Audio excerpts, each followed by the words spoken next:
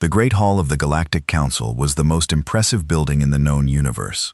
It floated in the empty space between three star systems. A massive station made of white metal and crystal that caught the light of distant suns. Inside, the hall could hold 10,000 beings from 100 different worlds. Today, it held only the 12 high arbiters of the council and their assistants, and one human woman who stood alone in the center of the floor. Ambassador Elena Vasquez was 53 years old. She had gray hair that she kept short, and deep lines around her eyes from years of smiling and years of worry. She wore the simple blue uniform of the human diplomatic corps without medals or decorations. She had learned long ago that the alien species of the council did not respect human symbols of achievement. They barely respected humans at all. She stood on the speaking platform, a circle of light in the middle of the dark floor. Above her, arranged in a half-circle of elevated seats, the 12 high orbiters looked down at her. Each one represented a species that had ruled the galaxy for thousands of years before humans had even discovered fire. High Arbiter Kethron of the Valari sat in the center seat. He was tall and thin with skin like polished silver and eyes that glowed with soft blue light. The Valari were the oldest species in the council, and they had never let anyone forget it. Keon had been High Arbiter for 200 years. He had seen human ambassadors come and go. He had denied every single one of their requests. Today would be no different. He was certain of that. Elena looked up at the 12 faces watching her. Some showed open contempt. Others showed boredom. A few showed something like pity. None showed respect. She had been doing this for 20 years. 20 years of standing in the same spot, making the same arguments, receiving the same answers. 20 years of being told that humanity was not ready, that humans were too young, too aggressive, too unpredictable, that they needed another century of observation, another century of probation. 300 years. That was how long humans had been part of the galactic community. 300 years since the first Valari ship had appeared in Earth's sky and informed humanity that they were not alone in the universe. 300 years of being treated like children at a table of adults. Elena took a deep breath and began her prepared speech. "Honored orbiters," she said, her voice calm and clear. "I come before you today to present once again humanity's petition for full membership in the Galactic Council. As you know, humans have been classified as a probationary species since first contact. We have fulfilled every requirement placed upon us.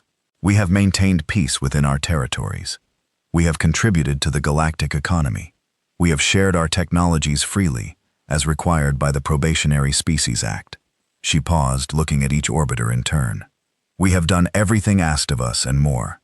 Our medical research has eliminated 17 diseases that once plagued Council worlds. Our engineers designed the quantum relay network that allows instant communication across the galaxy.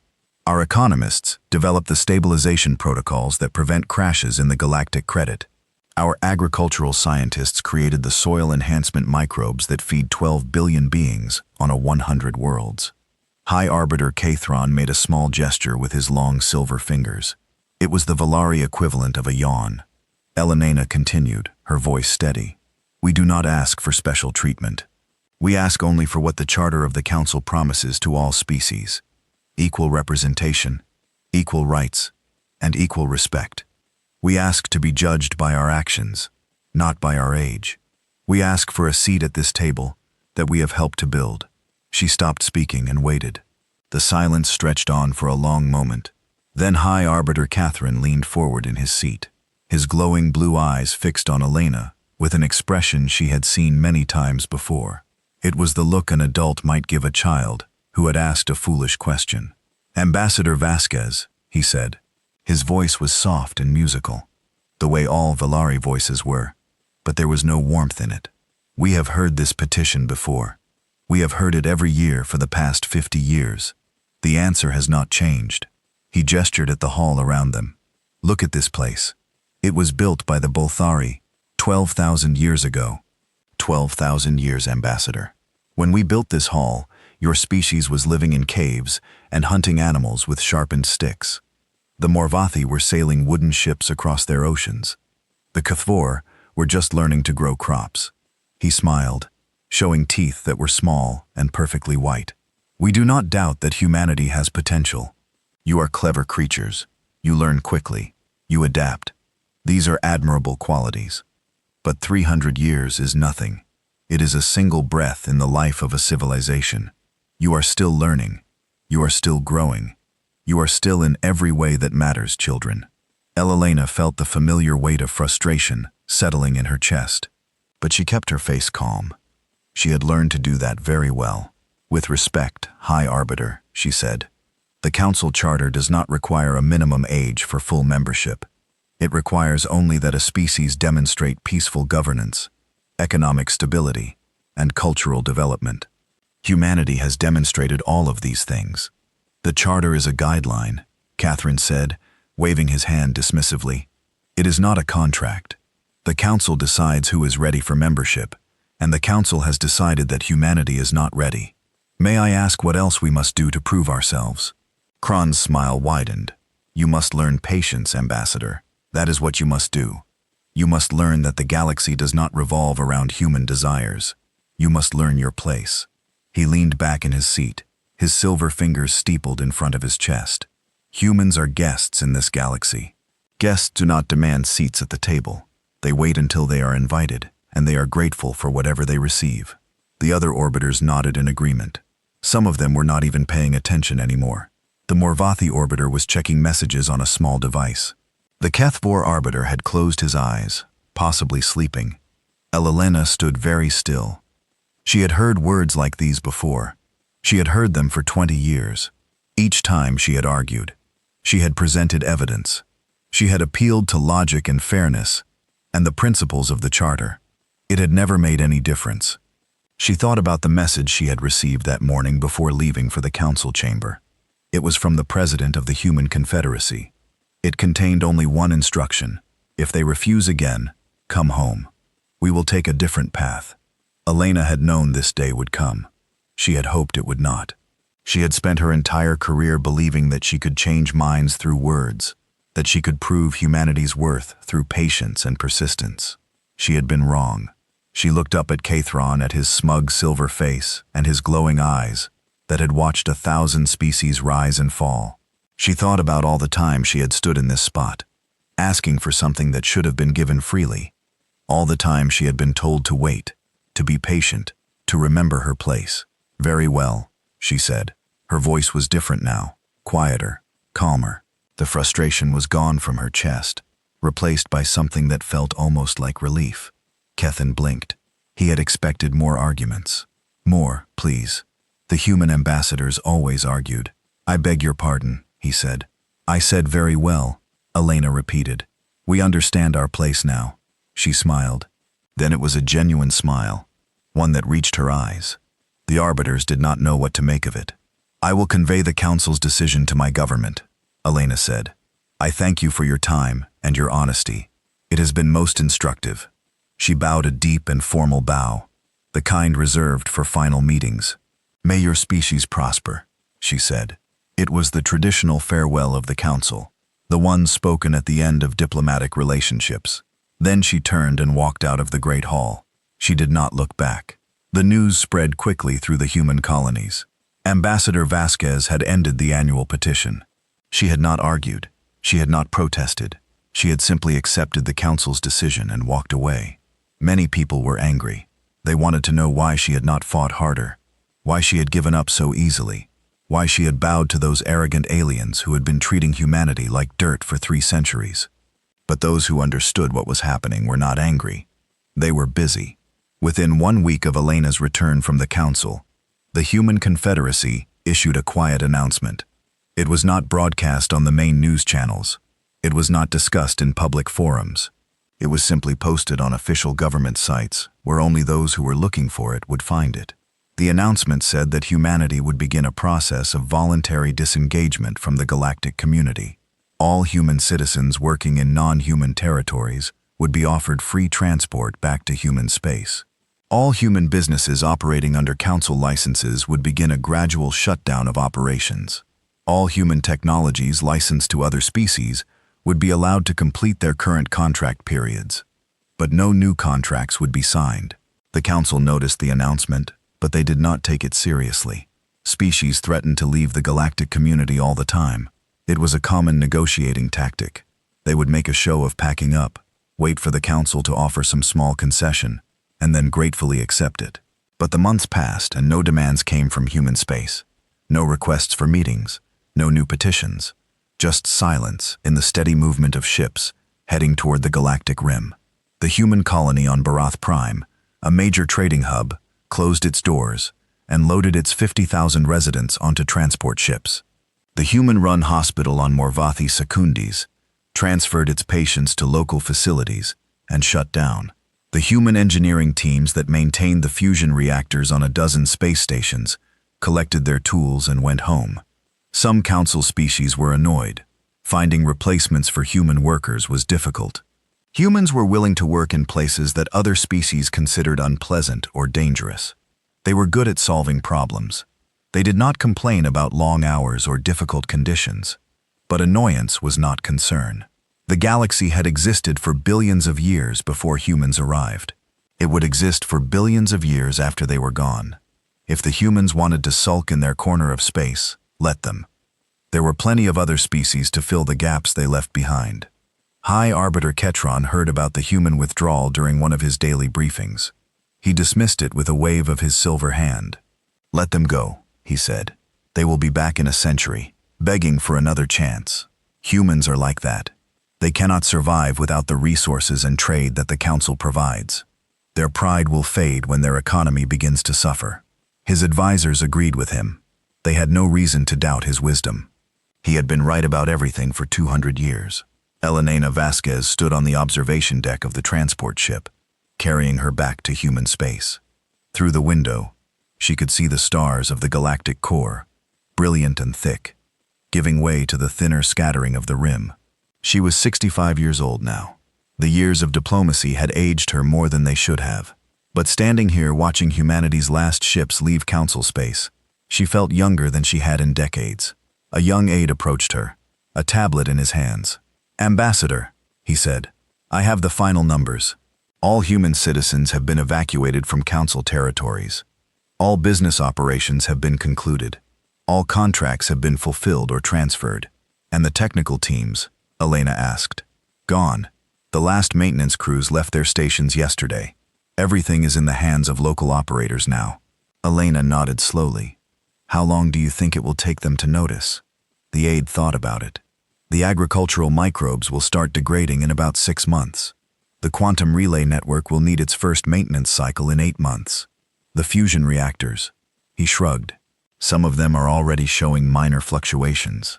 The local crews don't seem to understand the calibration procedures." "They never asked," Elena said quietly. "In 300 years, they never once asked how any of it worked. They just assumed it would always be there." She turned away from the window. "They called us guests," she said. "They were wrong. We were never guests. We were the people who kept the lights on and the food growing and the messages moving. We were the foundation they built their comfortable lives upon, and they never even noticed." The aide looked uncertain. "Do you think they will suffer?" Elena was quiet for a long moment. "I don't know," she said finally. "I hope not. Despite everything, I don't wish them harm. But I know this. They will learn something important. They will learn what it means to lose something you never knew you had." She walked toward the door of the observation deck, then paused. "How long until we reach the new settlement zone?" 2 weeks, Ambassador. The advanced teams have already established basic infrastructure. The new capital is being built as we speak." Elena smiled. "Then we have work to do. A whole new chapter of human history. And this time, we write it ourselves." She walked out of the observation deck without looking back. Behind her, the stars of the galactic core grew smaller and smaller until they were just another patch of light in the endless darkness of space. The humans were gone, and the galaxy was about to discover what that really meant. 6 months had passed since the last human ship crossed into the uncharted territories of the galactic rim. 6 months of quiet in the great halls of the Council.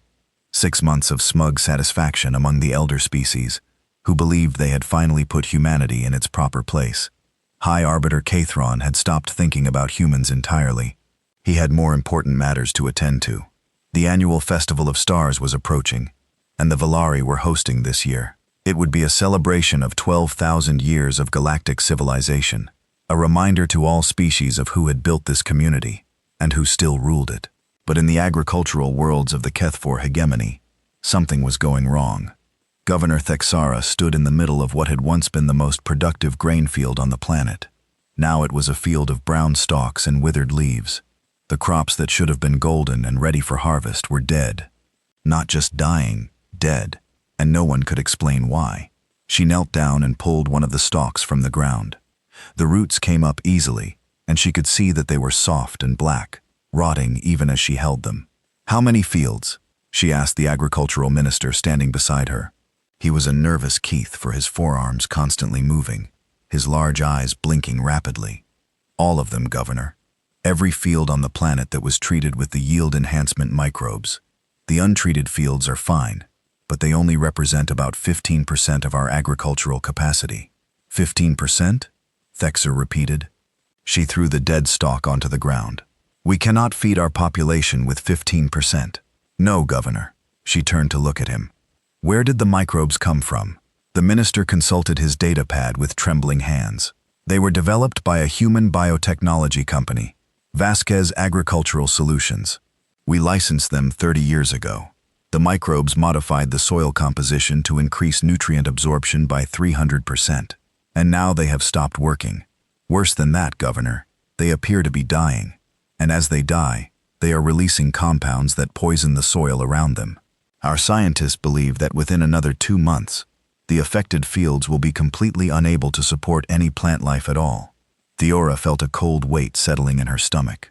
"Contact the company. Have them send technicians to fix this." The minister's nervous movement stopped. He became very still. "Governor," he said quietly, "Vasquez Agricultural Solutions closed its operations in council space 8 months ago. Along with all other human businesses, they have not responded to any communication since then.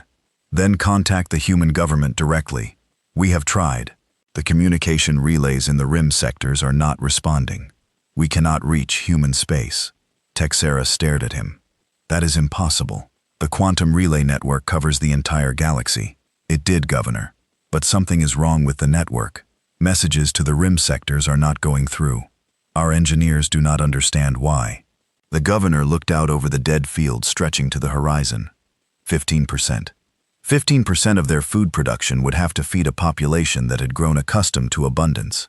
There would be rationing. There would be hunger. There would be unrest. And this was just one planet in the Kethfor hegemony. 2 weeks later, the High Council received a report that would never be made public. The quantum relay network, the backbone of galactic communication, was failing. Not everywhere at once, not in any obvious pattern, but nodes were dropping offline one by one across the galaxy. Messages that should have arrived instantly were taking hours. Some were not arriving at all. The network had been designed by humans. That fact had been largely forgotten. The Valari had paid for it, had claimed credit for it, had accepted the praise of a grateful galaxy for this marvel of technology that allowed instant communication across millions of light years. But the actual engineering, the actual construction, the actual maintenance, all of that had been done by human technicians working under Valari supervision. Now those technicians were gone, and the engineers who remained did not understand how the network actually worked. "It should not be this complicated," said Chief Engineer Velis, staring at the schematics displayed on the wall of his office.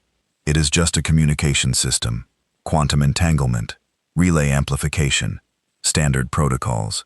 We have been using these principles for thousands of years." His assistant, a young Valari named Kirabel, pointed at a section of the diagram that was highlighted in red. "But this section, sir, none of our records explain what it does. The humans called it the coherent stabilization matrix. Our best physicists have been studying it for 2 weeks, and they cannot determine its function." "Then take it out," Velta said impatiently. "If we do not understand it, it cannot be essential." "We tried that, sir, on a test relay. The moment we removed the matrix, the relay stopped functioning entirely. It did not just lose efficiency, it simply stopped working." Bellis turned to look at his assistant. "That is not possible. You cannot have a system where a component is both incomprehensible and essential." Kirail said nothing. She had learned that arguing with Chief Engineer was not productive. "Find me someone who understands the system," Velta said finally. "There must be records, documentation, training materials, something." "Sir, I have searched every database in the Bellari archives. The only documentation I could find said, 'For technical specifications, contact Human Engineering Corps, Relay Division.' That division no longer exists." The chief engineer sat down heavily in his chair. For the first time in his long career, he did not know what to do. "How bad will it get?" he asked quietly. Curael consulted her datapad. "At the current rate of degradation, we estimate that 40% of the network will be offline within 1 year. Within 3 years, we will be back to light-speeded communication only. Messages between distant systems will take years or decades to arrive. The galaxy will fragment." Bellis said trade, diplomacy, everything depends on instant communication. Without it, he did not finish the sentence. He did not need to. The Morvathi Trade Consortium was the wealthiest organization in the galaxy. They had been moving goods between star systems for 8,000 years.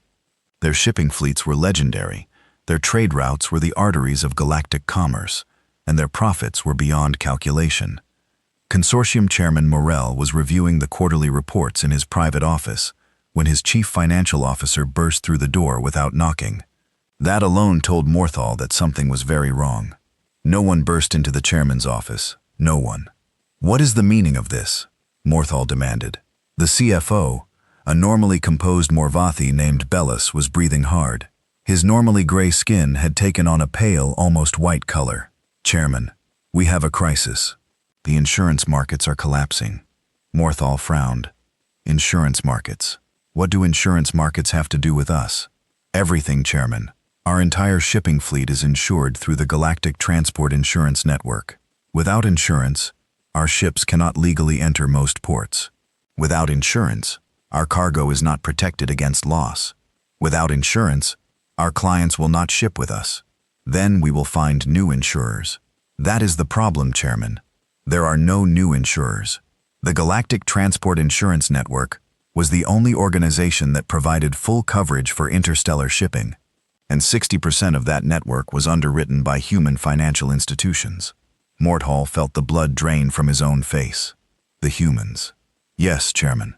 When they withdrew from Council space, they also withdrew from all financial agreements. The insurance network has been operating on reserve funds for 6 months. But those reserves are now exhausted. As of this morning, the network has suspended all new policies and canceled all existing policies that come up for renewal. How many of our ships are affected?" The CFO looked at his datapad, though he clearly already knew the answer. "All of them, Chairman. Every single ship in our fleet." Morrill stood up and walked to the window of his office. From here, he could see the orbital shipyards where hundreds of Morvati vessels were docked, loading and unloading cargo, preparing for journeys across the galaxy. "What happens if they fly without insurance?" he asked. "Some ports will refuse them entry. Others will impound them. Clients will refuse to ship with us because their goods will not be protected.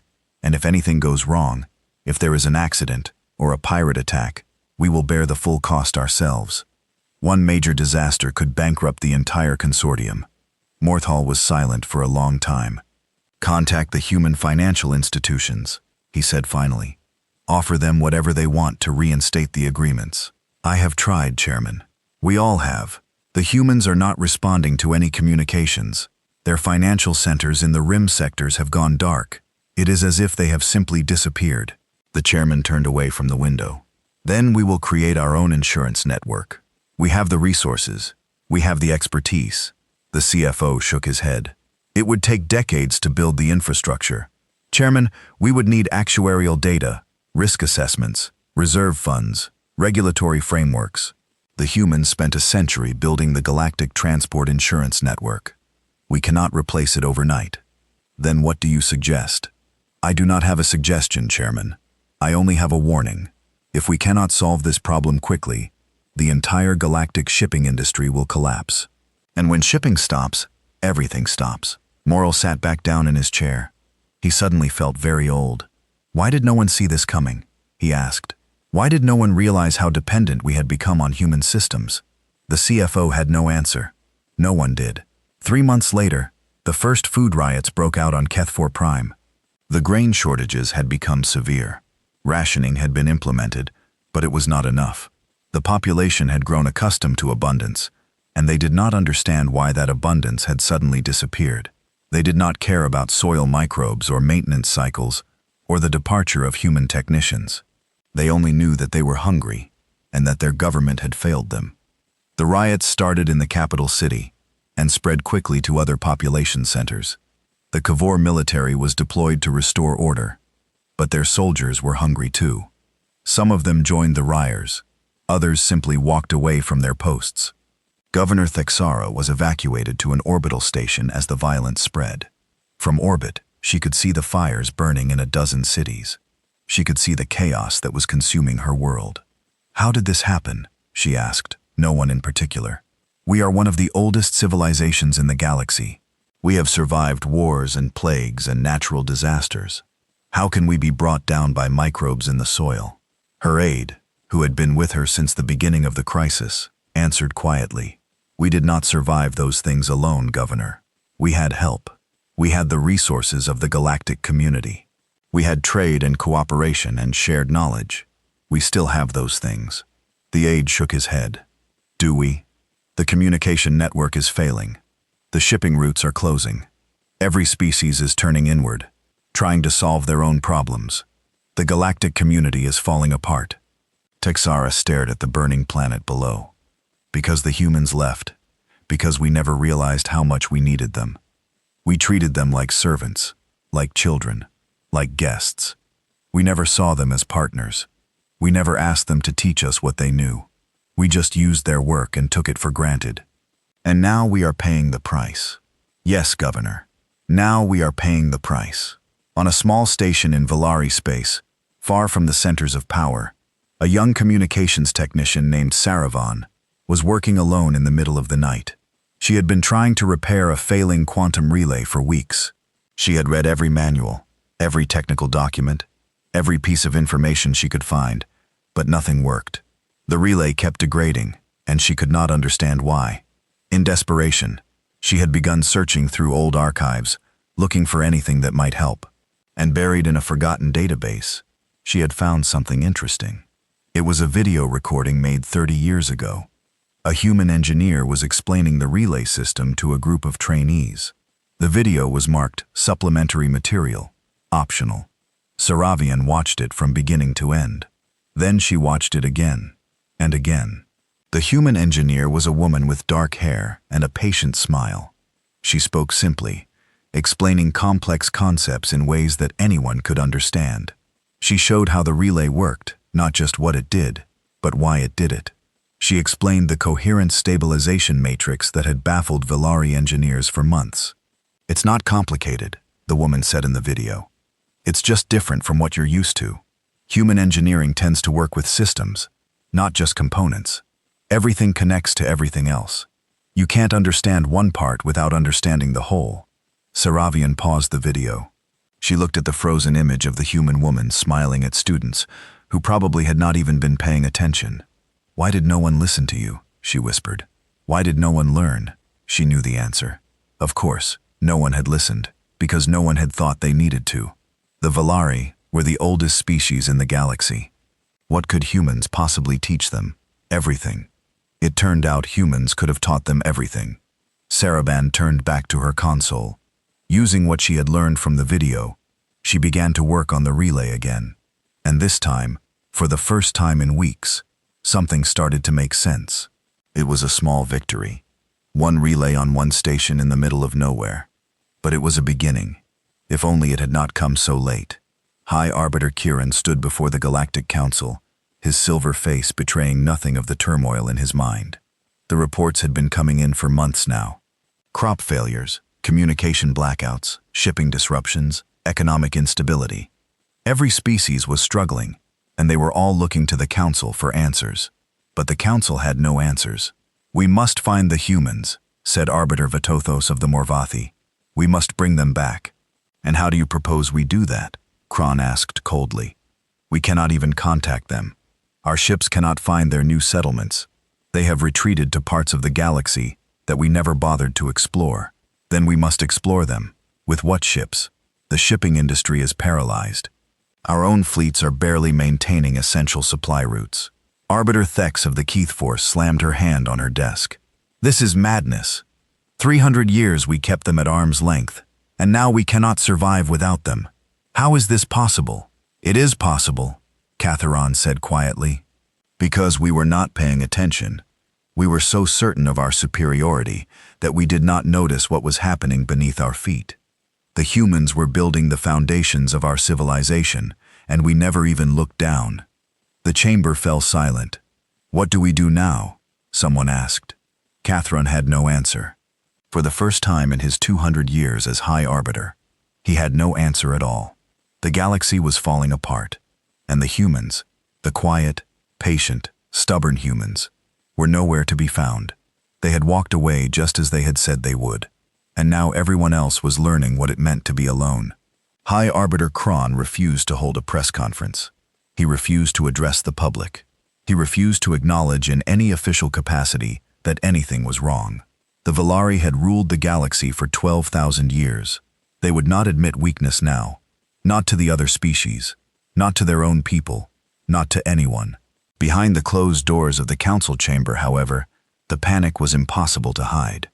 We must find them, Catherine said, his voice tight with frustration. We must send envoys to human space and demand the return of shared galactic resources. What shared resources?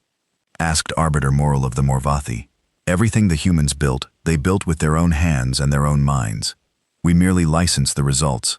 We never owned any of it. Then we will demand that they honor their contracts. They did honor their contracts. Every single one. They completed all obligations and then chose not to renew. That is their right under galactic law. Keithron slammed his fist on the table. It was an uncharacteristic display of emotion for Athari, and it shocked the other orbiters into silence. I will not accept this, he said. I will not accept that a species barely out of their infancy can bring the greatest civilizations in the galaxy to their knees.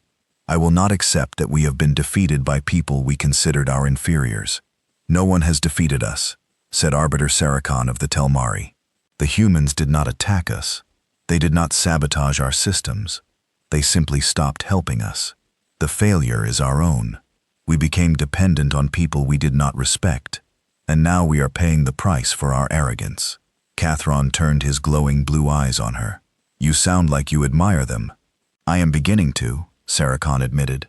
They spent 3 centuries being treated as second-class citizens. They were taxed at triple rates. Their patents were taken from them. Their requests for equality were denied again and again. And through all of that, they kept working.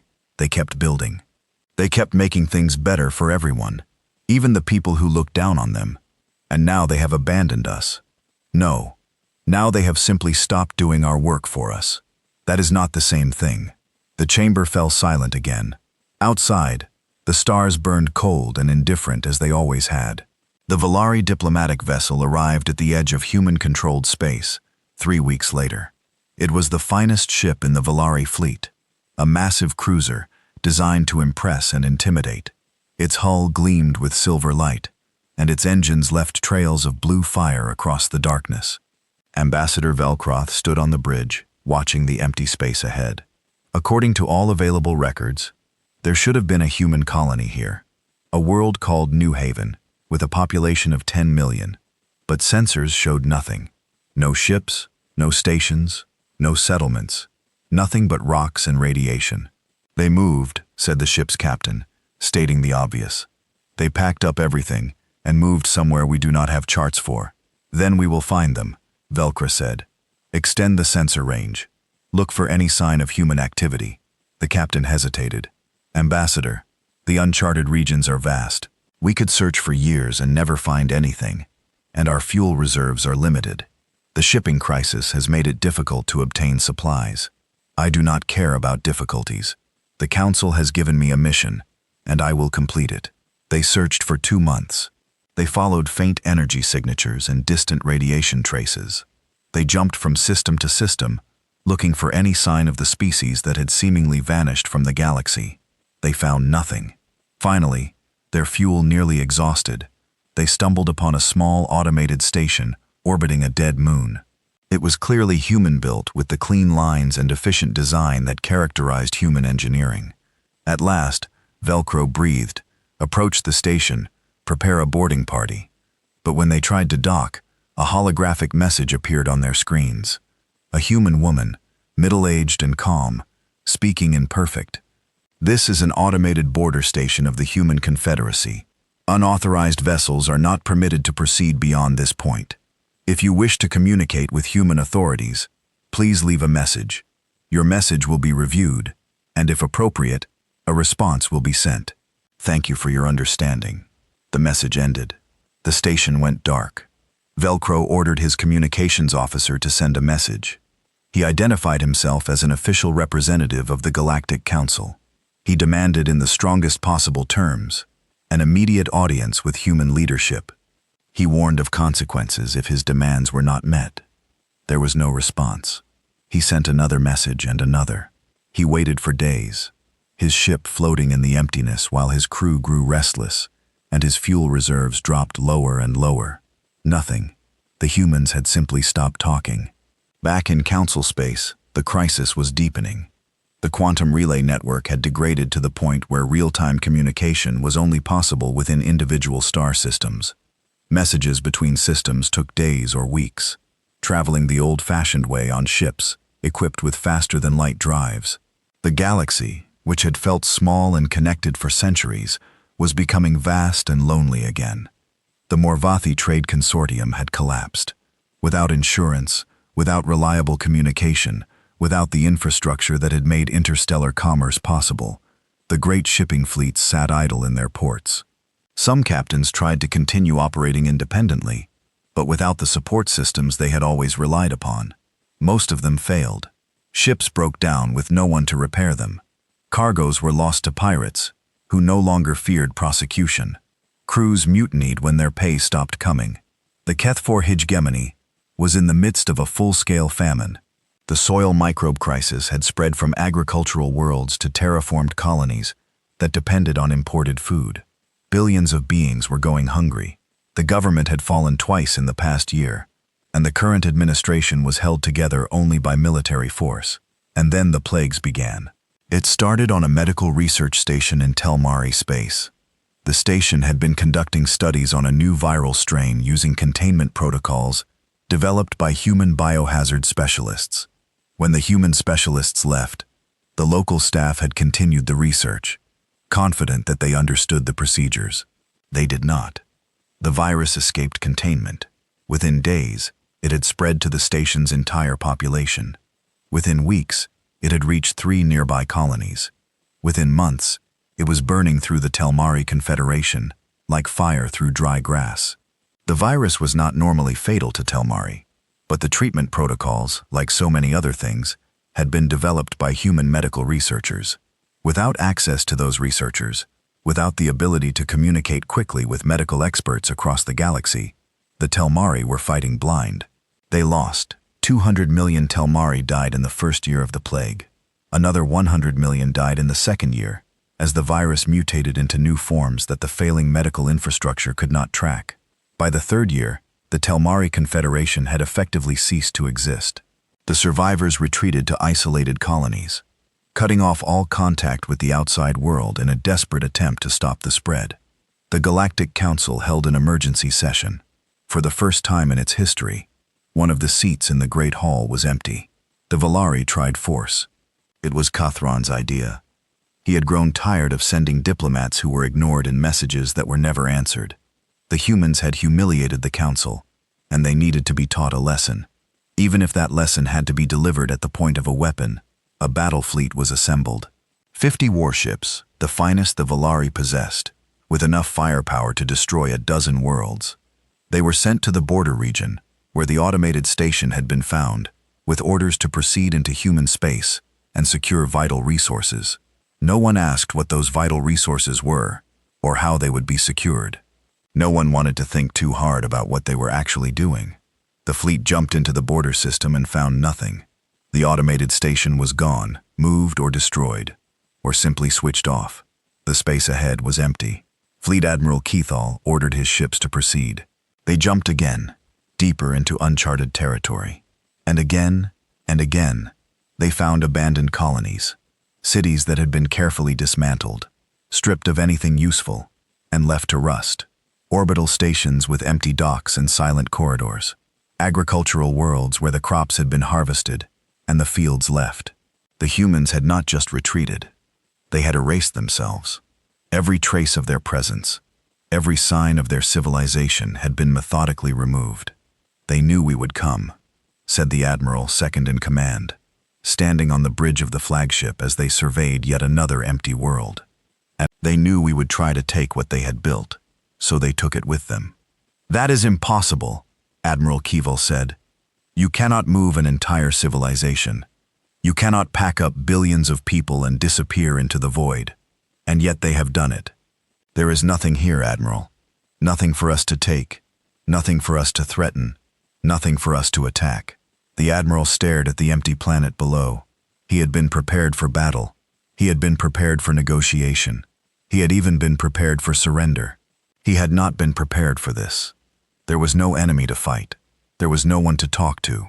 There was just silence, vast and absolute, stretching out in every direction. "Take us home," he said finally. "There is nothing for us here." The fleet returned to council space, empty-handed. Cathron was furious, but there was nothing he could do. You cannot wage war against people who refuse to exist. The crisis continued to deepen. Power grids failed on stations built with human fusion cores. Water purification systems broke down on worlds that had relied on human environmental engineering.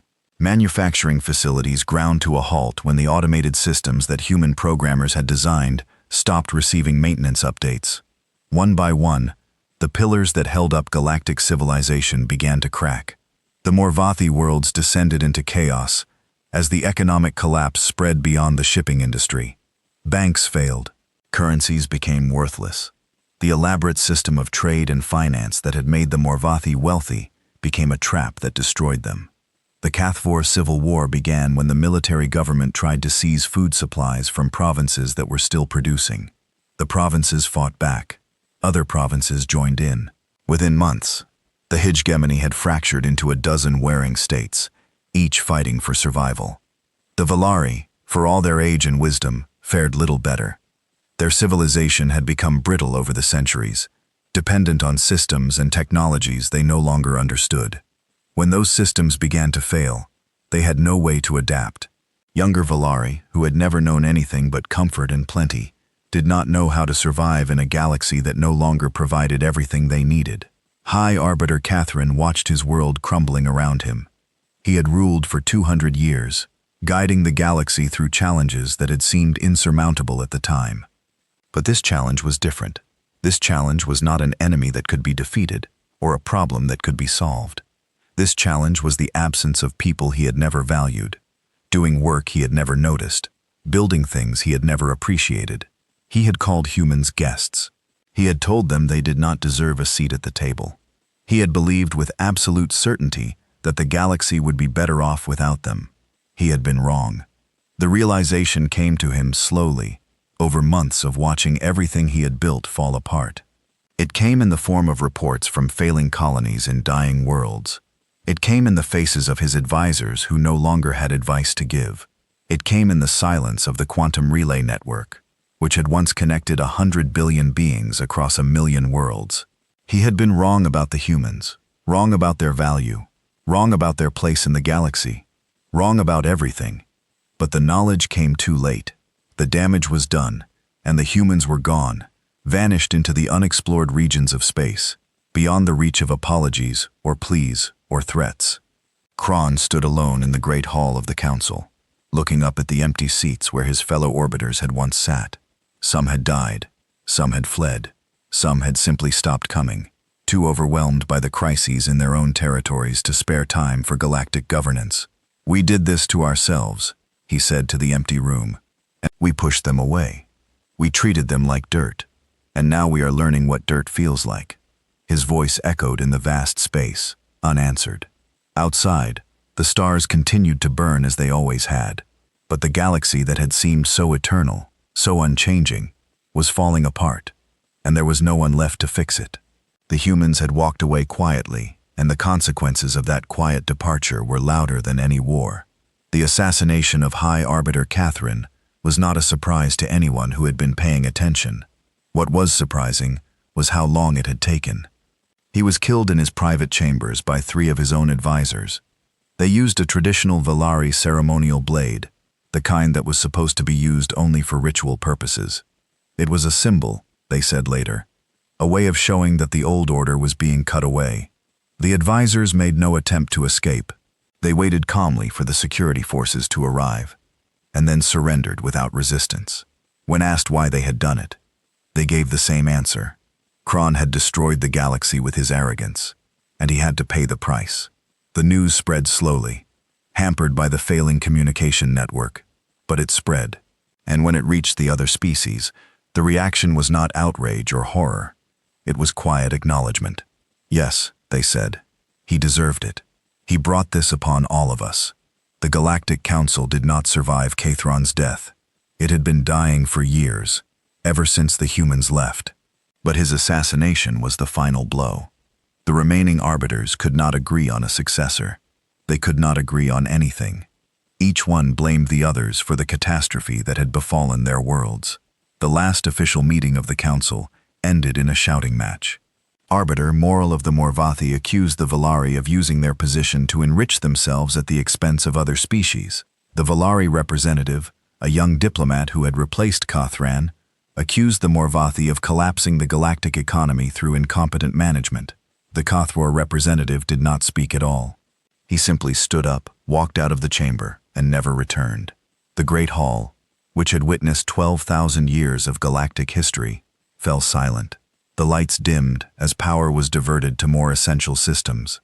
The crystal walls, which had once glittered with the light of 3 suns, grew dark and cold. An era had ended.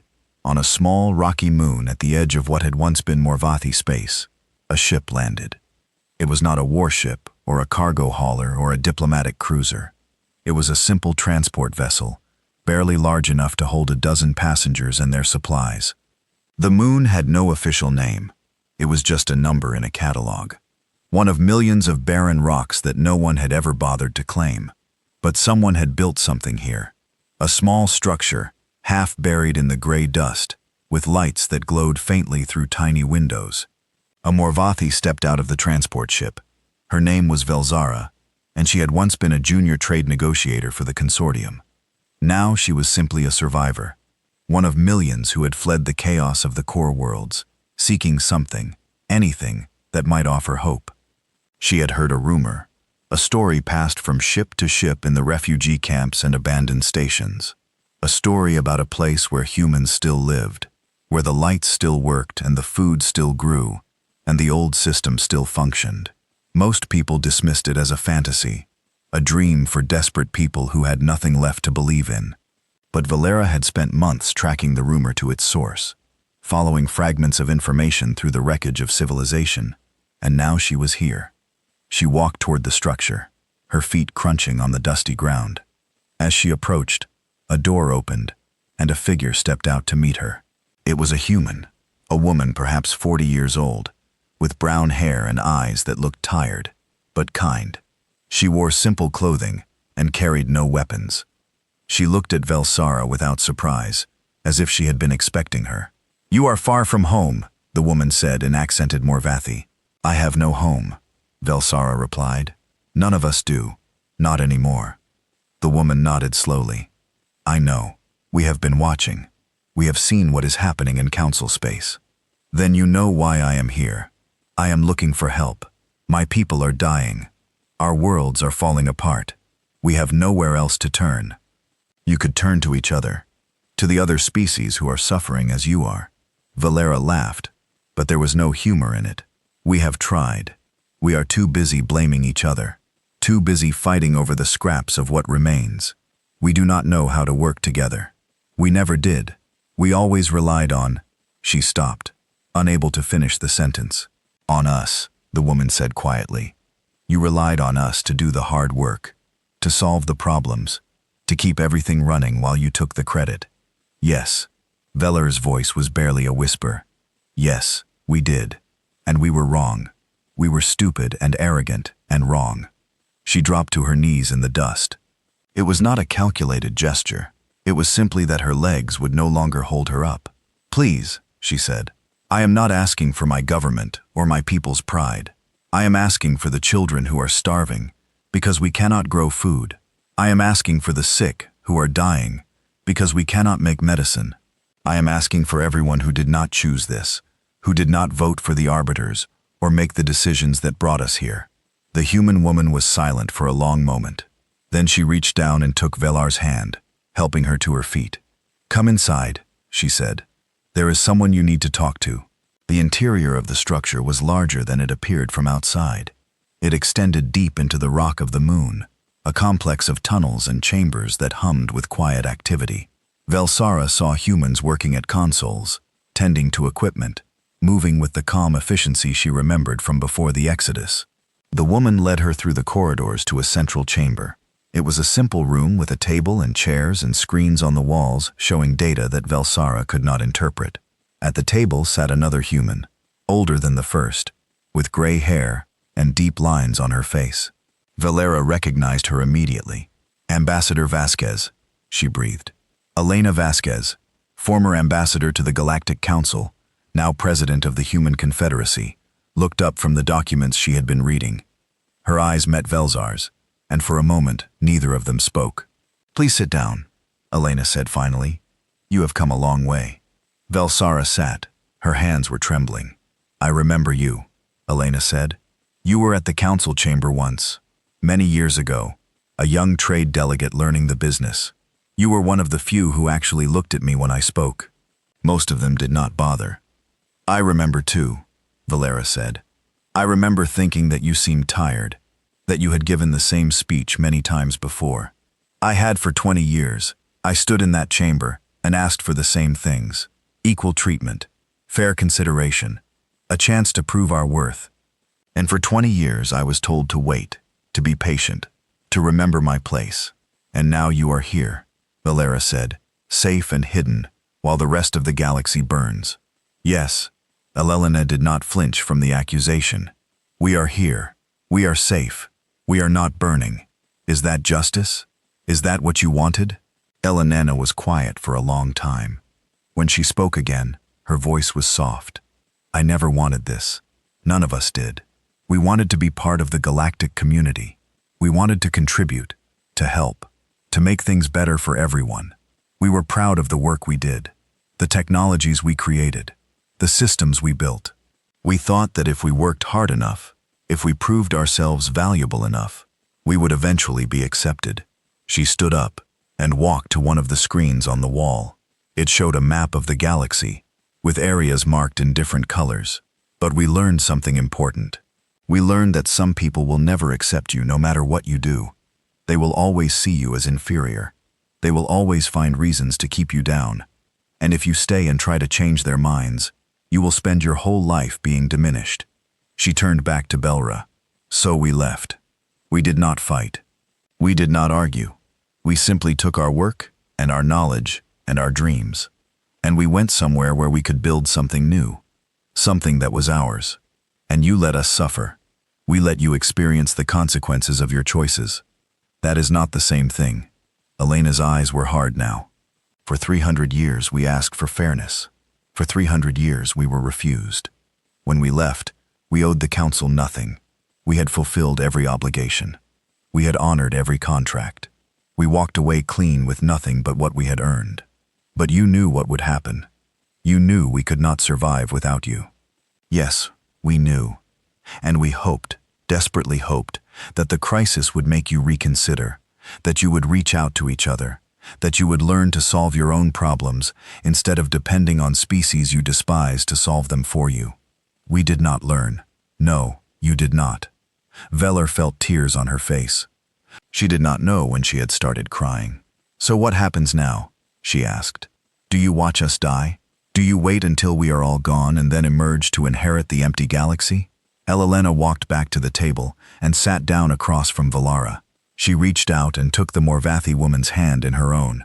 "No," she said, "that is not who we are. We are not cruel. We do not want revenge. We never did. Then what do you want? We want what we have always wanted, to be partners, to work together as equals, to build something that benefits everyone, not just the species who were born first, or accumulated the most power. She squeezed Valara's hand. We will help those who ask, but not as masters and servants, not as superiors and inferiors. If you come to us as equals, admitting your mistakes and committed to doing better, we will welcome you. We will share what we have. We will help you rebuild. And if we do not, then we will continue to live our own lives in our own corner of the galaxy, and we will be sad for what might have been.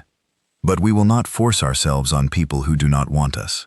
We learned that lesson long ago. Velar looked down at their joined hands. Human and Morvathi, two species that had barely spoken to each other for centuries. The council called you guests, she said. Yes, they were wrong. Yes, they were. I am sorry. The words came out broken, barely coherent. I am sorry for what we did, for what we failed to do, for all of it. Elena smiled. It was a small smile, tired and sad, but genuine. I know, she said, and that is a beginning. Valara returned to what remained of Morvathi's space with a message. It was not a demand or a threat or a promise of salvation. It was simply an invitation. Any species that wished to join the new compact could do so. The terms were simple: full partnership, mutual respect, shared governance, no hierarchy, no probationary status, no distinction between old species and young ones. The Morvathi were the first to accept. They had lost everything: their wealth, their pride, their place in the galaxy. They had nothing left to lose by admitting they had been wrong. Others followed the Telmari survivors emerging from their isolation, the smaller species who had always been overshadowed by the elder races. Even some of the Kathur factions, desperate for stability in the midst of their civil war. One by one they came to the rim. They found the human settlements now vast and thriving, built with the same quiet efficiency that had characterized human work for centuries. They found people who were willing to teach instead of dictate, to share instead of exploit, to build together instead of ruling from above. It was not easy. There were old resentments to overcome, old patterns of behavior to unlearn, old prejudices to confront. But slowly, painfully, a new community began to form, and in the ruins of the Galactic Council, the Valari watched and waited. They were still proud, still convinced of their own superiority, still unable to believe that the galaxy they had ruled for 12,000 years was truly gone. But the galaxy did not care what they believed. The galaxy was moving on without them. 20 years had passed since the fall of the Galactic Council. The Great Hall still stood, floating in the space between 3 star systems, but it was no longer a seat of power. The silver walls had been cleaned and restored, the crystal towers repaired, the lighting systems replaced with modern human-designed technology that actually worked reliably. But it was no longer called the Council Chamber. It was a museum now. Visitors came from across the galaxy to walk through the vast space where 12 species had once ruled over 100 others. They looked at the elevated seats where the orbiters had sat in judgment. They read the plaques that explained the history of the building and the civilization it represented. They stood in the center of the floor in the circle of light, where countless ambassadors had stood and begged for recognition. And then they went home to worlds that were changing, in ways the old council could never have imagined. The cooperative assembly met in a different building now. It was smaller than the old council chamber and less impressive. There were no crystal towers or silver walls, just a simple circular room with a round table in the middle, large enough for representatives of all the member species to sit together at the same level. No elevated seats, no hierarchy, no species looking down on any other. President Elena Vasquez, now in her 80s, still attended the assembly sessions. Her hair had gone completely white, and she walked with a cane, but her eyes were as sharp as ever. She sat at the round table next to the Morvati representative, who happened to be Valara, the same woman who had come to that small outpost on a barren moon 20 years ago. Today was a special session. The assembly was receiving a petition from a species that had never petitioned before, the Valari. For 20 years, the Valari had refused to join the new compact. They had retreated to their core worlds, sealed their borders, and tried to rebuild their civilization on their own.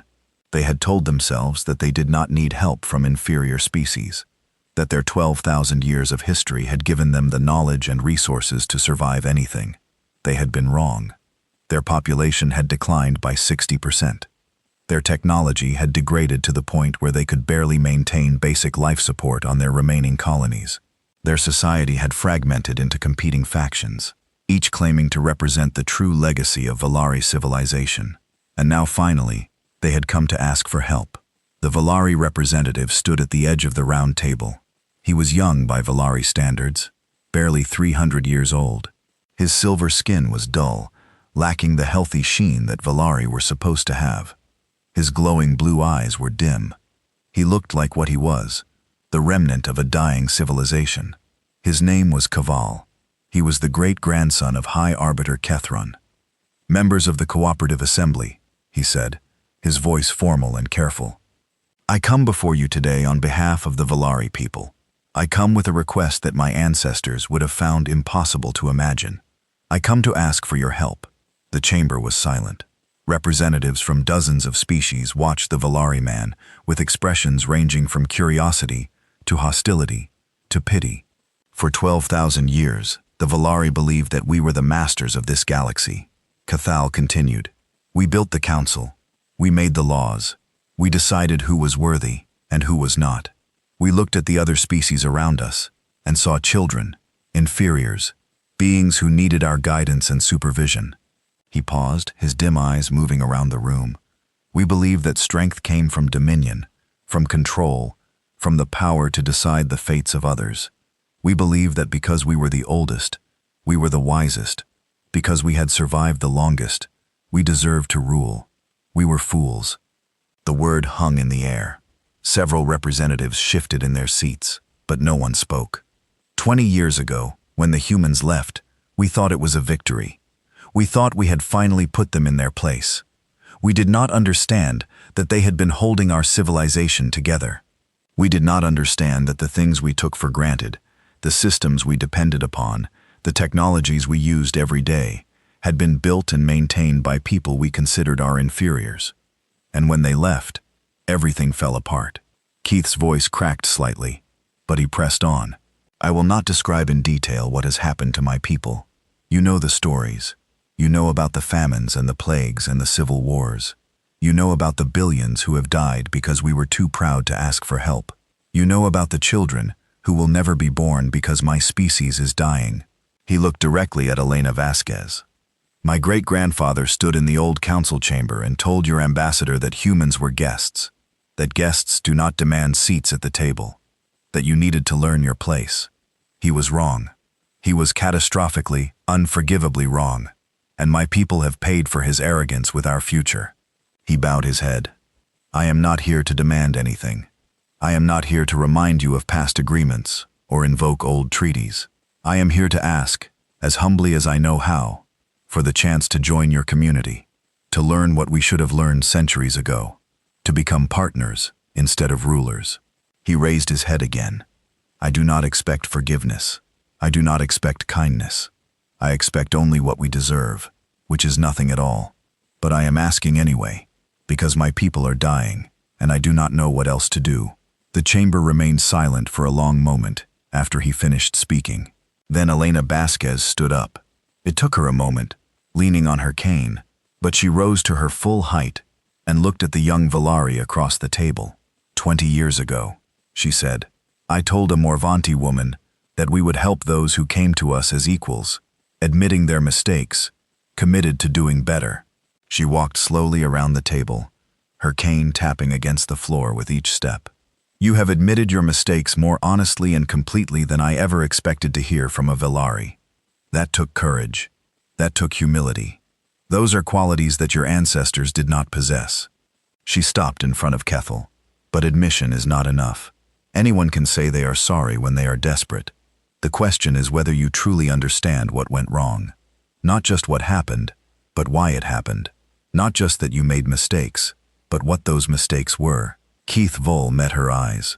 "We believed ourselves the masters of this galaxy. We believed that strength came from dominion, and we were wrong. He paused, searching for words. Strength does not come from standing above others. It comes from standing beside them.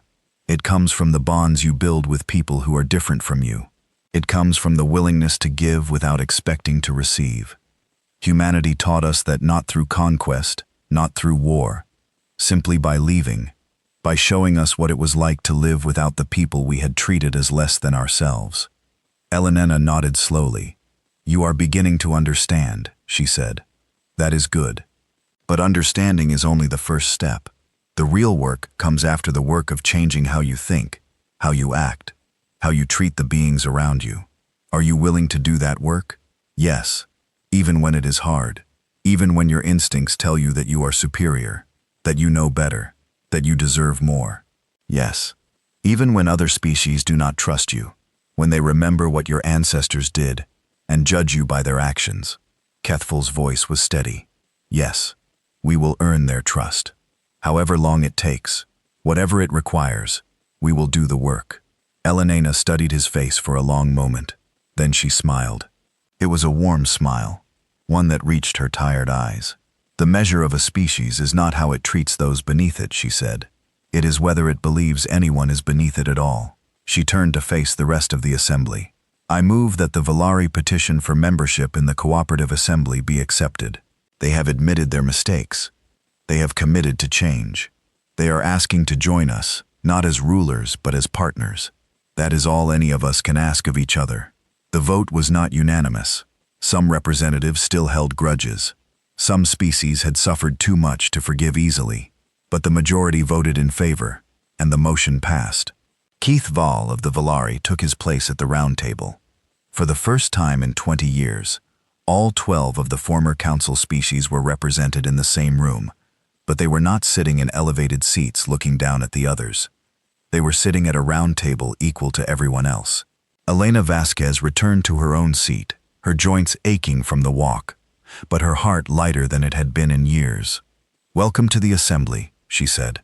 "Let us build something better together." After the session ended, Elena walked slowly through the corridors of the assembly building. She passed windows that looked out on the stars, now more accessible than ever, thanks to the technologies that humans and their partners had developed over the past 2 decades. The galaxy was healing. The quantum relay network had been rebuilt, better and more reliable than before. The shipping routes had been restored. The famines and plagues had been brought under control. Species that had been dying were now growing again. It was not perfect. There were still conflicts, still disagreements, still old wounds that had not fully healed. But it was better. It was moving in the right direction. Valera found her in a quiet corner of the building, looking out at the distant stars. "You did a good thing today," the Morvathi woman said. "I did what needed to be done." Some of the other representatives were not happy. They wanted the Valari to suffer more, to be punished for what they did. Elena sighed. "I understand the impulse. I felt it too for many years. The anger, the desire for revenge, the satisfaction of watching those who hurt you finally experience the consequences of their actions. But revenge does not build anything. It only destroys. And we have had enough destruction." She turned to face. "Do you know what I learned in all my years as a diplomat? I learned that the most powerful thing you can do is not to hurt your enemies. It is to make them realize, truly realize, that they were wrong. Not because you forced them to admit it, not because you punished them until they submitted, but because they saw the truth for themselves. That is what happened today. Michael understood, really understood what his ancestors had done wrong. Not because we made him suffer, because he saw the results of their arrogance and recognized it for what it was." Velsara nodded slowly. "And you think that understanding will last? You think the Valari will truly change?" "I do not know. People are complicated.